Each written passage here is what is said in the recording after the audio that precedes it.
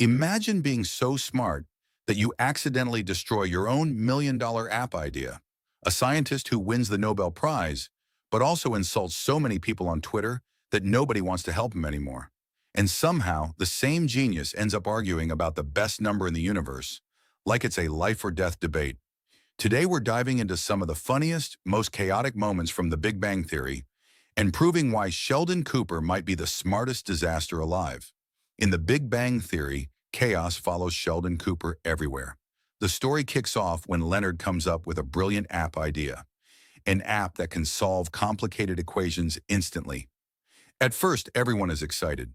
It sounds like the kind of invention that could make them rich overnight. But the second Sheldon joins the project, everything starts falling apart. He doesn't just want to help, he wants complete control.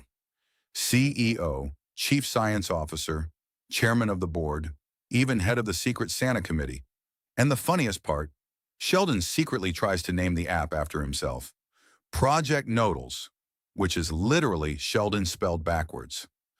Leonard keeps trying to focus on the actual app, while Sheldon keeps interrupting every meeting with ridiculous ideas and speeches that sound like he's running for president. Eventually, Leonard snaps and fires him from the project, and Sheldon reacts like he's been betrayed by an entire government. That's what makes the show so hilarious. Every normal situation somehow turns into absolute madness the second Sheldon gets involved. But things get even crazier later when Sheldon and Amy get close to winning the Nobel Prize. There's just one tiny problem. Sheldon has already insulted half the scientific community online. His explanation is honestly perfect. I was jealous, angry, and new to Twitter. That line alone explains the entire internet. So now Sheldon and Amy desperately try to win scientists back by sending them cookies and gifts like awkward apology packages. Then suddenly they get a phone call from Sweden saying they've won the Nobel Prize. For a few seconds, they completely believe it, only to realize it's a prank. But right after that, the real call finally comes in, and they actually win. That moment hits differently because underneath all the comedy, these characters have been chasing this dream for years. Now let's talk about one of Sheldon's most savage moments ever. During dinner, Sheldon randomly asks, "What is the best number?" Before anyone can answer, he proudly declares that the best number is 73, and then he launches into an insanely detailed mathematical explanation about prime numbers, mirrors, binary code, and patterns that nobody asked for.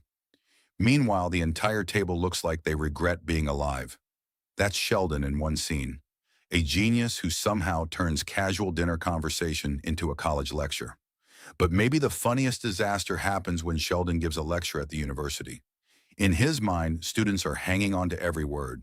In reality, they're roasting him online in real time. One student tweets, "Listening to Dr. Cooper makes me want to start cutting myself again." Another compares his lecture to multiple historical disasters combined, and Sheldon still walks in afterwards saying the lecture was triumphant. That level of confidence should honestly be studied by scientists. What makes the Big Bang Theory work so well isn't just the jokes. It's the fact that every character feels completely different. Leonard is the exhausted normal guy trying to survive. Howard acts confident but gets insecure instantly. Raj overthinks literally everything.